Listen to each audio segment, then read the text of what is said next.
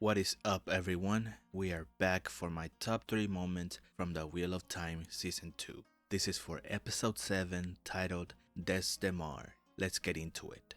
At number 3, I have the opening scene of the episode. Moraine and Swan Sanche witnessing Gitara Moroso's foretelling of the rebirth of the dragon. So, Gitara Moroso was an Aes Sedai of the Blue Aja, and she used to be the keeper of the chronicles at the White Tower. Gitara had a very special talent called foretelling that allowed her to see some of the major events of the future, and the biggest event she ever foretold was the rebirth of the dragon, Randall Thor. Moraine and Swan witnessed Gitara's last foretelling when she proclaims that the dragon has been reborn. And this is what puts Moraine and Swan Sanche into the paths that we see them in the TV show. In the books, this event is witnessed by more people, including the Amerlin seat of that time. But here in the show, Moraine and Swan are the only ones that know of this major event. At number 2, I have Randall Thor undoing Moraine's shield. So throughout the season, Moraine has been feeling down because she believes that she has been cut off from the One Power, aka stilled. But Lan figures out that this is not the case.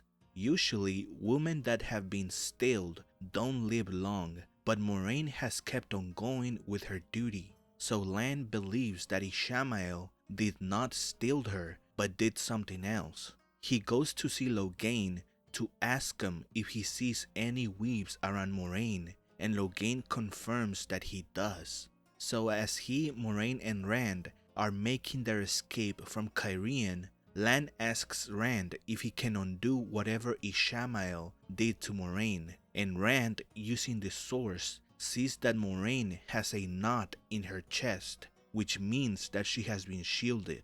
But Rand does not know the skill to undo it, so he just uses raw strength to cut it off, and it works. Moraine can use the One Power once again, and she looks happy, but only for a second, because at number 1 I have Lanfear going to rescue her beloved Randall Thor. So earlier in the episode, Swan Sanche, the Amerlin seat, takes Rand into her custody because she wants the White Tower to take control of him. But Rand talks to Lanfear in the world of dreams and asks for her help. Rand wants to go to Falme to rescue Egwene, and Moraine wants the same thing, but only because the prophecies of the dragon say that Falme is where the dragon shall proclaim himself.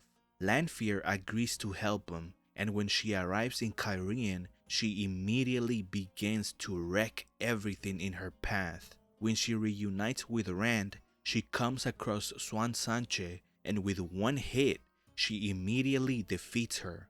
Swan is trying to stop Moraine and Rand from escaping, but unfortunately for her, Lanfear also wants Rand to go to Falme, and she is no match for the Forsaken.